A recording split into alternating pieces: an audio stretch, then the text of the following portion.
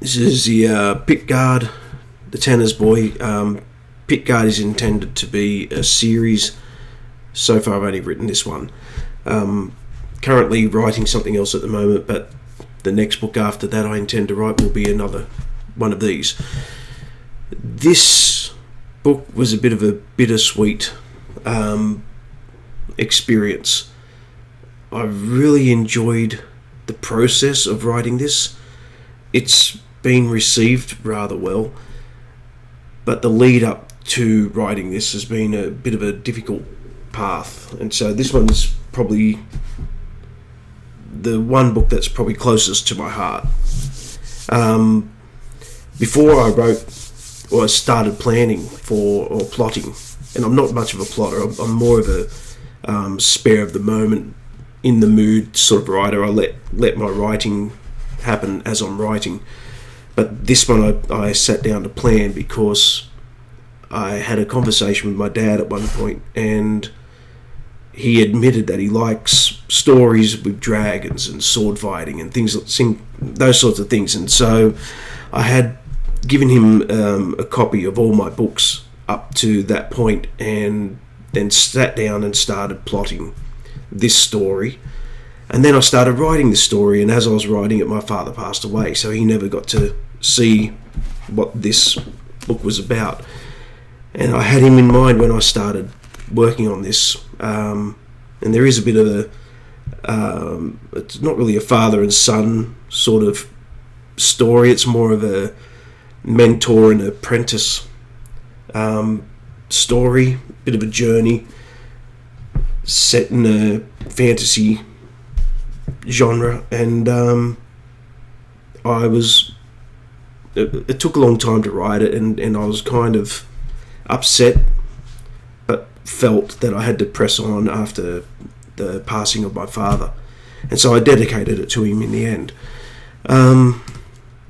And the process of writing it, as I said, it was bittersweet, but the process of writing it was fun.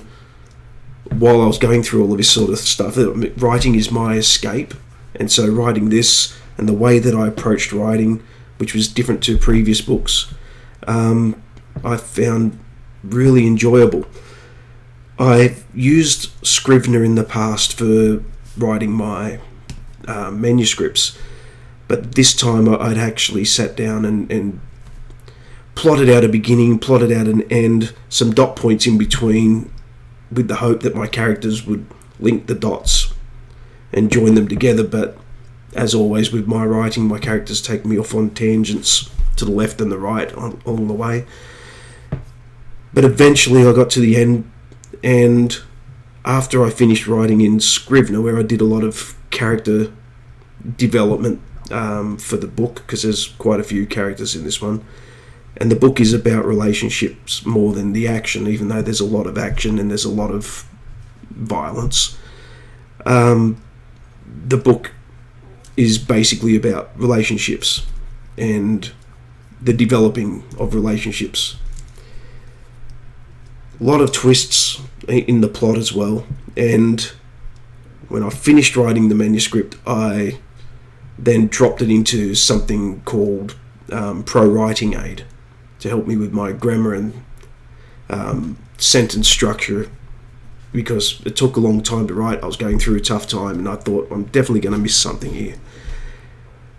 After I ran it through Pro Writing Aid, I did some more rewrites, Pro Writing Aid again, and eventually dropped it into a Word document, which is how my editor likes to see the work. And so, yes, I use an editor, and I would recommend that to anyone, an actual human editor, for editing purposes, because software can only go so far. You yourself can only read something so far, and you'll probably miss something. Another set of eyes is great. I got my manuscript back and from my editor, and it probably had the least amount of suggestions compared to previous manuscripts, so that told me I was pretty tight on this one. When I did the fix-ups, and I didn't do any rewrites after I did the fix-ups, I put it into software called Atticus. And I love Atticus. Atticus is where you can do a lot of formatting for your books. It's simple. I'm not getting paid for this, by the way, but yeah, I think it's one of the most simple programs to follow, to use for an indie author to set out the book how you want it to look. You can put images in. It's great. The only thing that I don't use Atticus for, which you can use, is to make covers. What I do instead is I do all the layout work, put it into the distributor's software, which is Ingram Spark, and from there it can make a template for your book, so you can send a cover template to an artist to make up for you. And that's what I do with all my books. I put it into Ingram Spark, makes a cover template, send it to my cover artists at DD Book Covers, and they use photo manipulation to make a cover for me and put wonderful fonts on the front, which they've done with this one as well. So the wolf is an actual photograph, the background is a photograph, but I wanted specifics when it comes to the character on the front, and the only way I could do that was to hire an artist to paint this for me. So they did that. They had a background, but they also separated the horse and the rider from the background they had.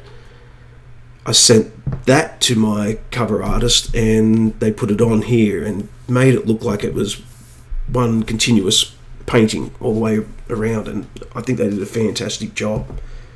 So that's Pickguard, and it's available, and it's the last book I have written and published to date at the point of making this video. As I said, I'm currently working on another book at the moment, and I'll then return to another one of these afterwards. I'm getting some ideas together. And like I said, mentor and apprentice sort of story. There's a bit of a love story in there, a lot of tragedy, and a lot of violence. So there you go, Pickguard. Happy reading. I should mention before I go, this shirt's from Atsuka. I'm not being paid by them, but I've got an affiliate link. If people use it, I get discounted stock, so I can buy some more of this sort of stuff. So there's a coupon. I'm going to put it here somewhere, and I'll put a link in below, depending on what social media platform this is on. But it's Atsuka, capital A, double T, SUKA / Robert E. Kreig, all lowercase.